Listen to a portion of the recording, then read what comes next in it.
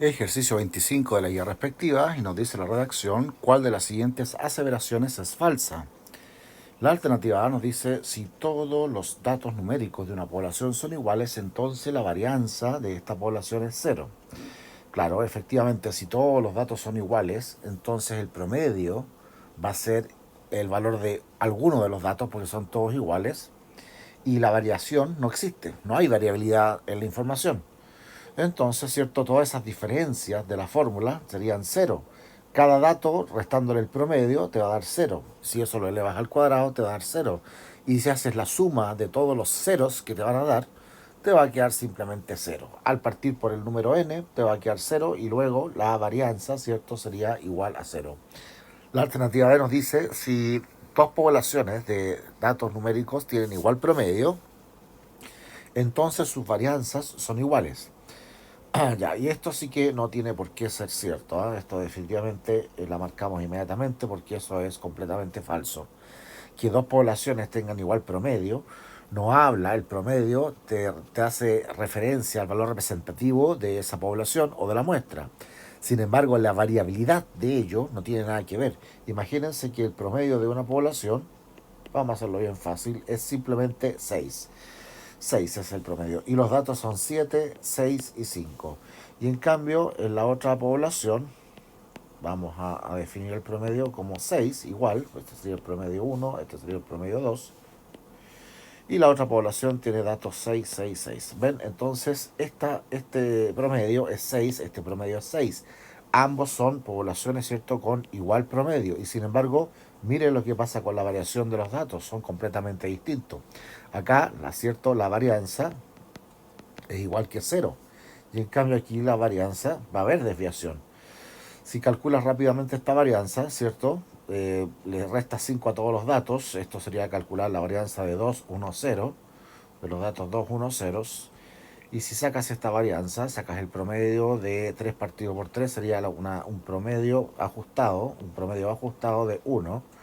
Ese promedio no tiene que ver con este, es el promedio para calcular a través de las propiedades de la varianza, de simplificar el cálculo de la varianza. Así que un promedio ajustado.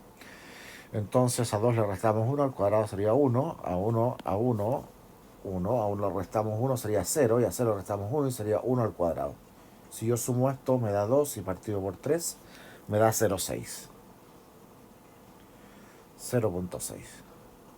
Entonces aquí sí existe una varianza y aquí no hay varianza. Así que la B sería inmediatamente la alternativa, ¿cierto?, a descartar. Esa alternativa está mala. De majadería revisamos la siguiente. Dice la alternativa C, si todos los datos numéricos de una población difieren en una unidad respecto a su promedio, entonces la varianza de esta población es 1. Y efectivamente, si todos difieren en una unidad, ya sea positivamente o negativamente, ¿cierto? Las sumatorias de todos esos unos van a quedar al cuadrado, ¿cierto? Todas las sumatorias de los cuadrados van a quedar 1, porque tú en el fondo lo que estás haciendo es tomar el 1 y lo estás elevando al cuadrado. Y eso sería válido para el primer dato. Si tú repites esta iteración para todos los datos, te va a dar que todos los datos tienen una diferencia de 1. Entonces, si tú imagínate que tienes 10 datos, te va a quedar al final 10 veces el 1, ¿cierto? Que va a ser esto multiplicado 10 veces. Y ahora si eso lo partes por el total, que es el n, te va a quedar simplemente el valor 1. Así que efectivamente la varianza de esta población es 1, por lo que eso es correcto. Puedes reemplazar por pocos números y darte un ejemplo numérico y le puedes hacer cualquier variación, pero que sea siempre y cuando de 1. Eso es lo que dice el enunciado, una variación de 1 respecto a los datos individuales con respecto al promedio. Y la D dice la varianza de una muestra puede ser menor que la desviación estándar.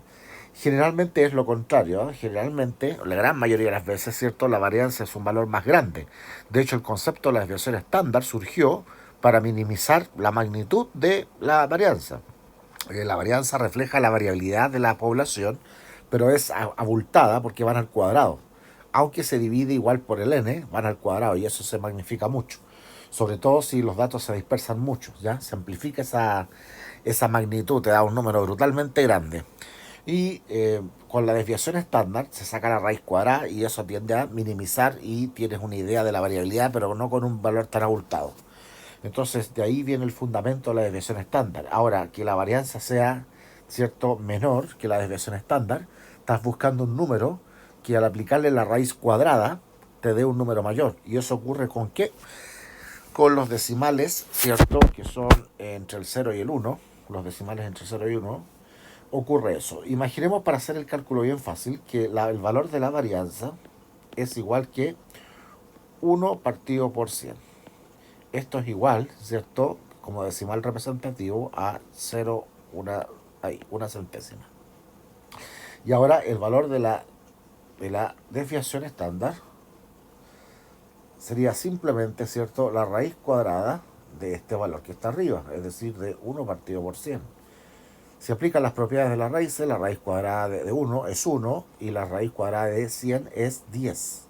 Y este valor es 0.1. Esto corresponde a una décima versus una centésima. Es decir, cuando le aplicamos la raíz cuadrada aumentó. Así que se está dando lo que dice la alternativa D. Puede ser. Ahí no dice que siempre, sino que puede. Puede. Y sí, sí puede. ¿Cuándo? Cuando la varianza toma valores entre 0 y 1. ¿Ya? Ahí está. Positivos, obviamente.